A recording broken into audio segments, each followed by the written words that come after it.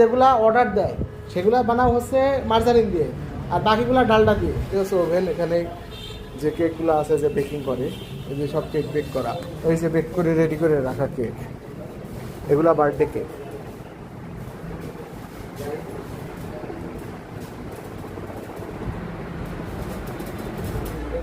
কত রকমের কালারে ভরপুর। এই সব সব ডালডাতে বানানো, ডালডার রং, এই ডালডার সাথে রং দিয়ে ফিটিয়ে দিয়ে বিভিন্ন কালার করা।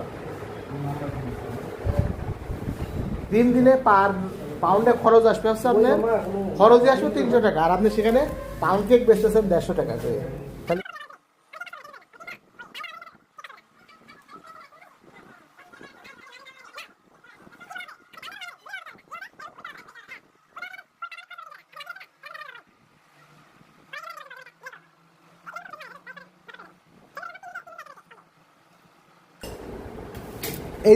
এই যে দেখেন এখানে যে ক্রিমটা রাখতেছে, এটা কি ক্রিম রাখার জায়গা বলে?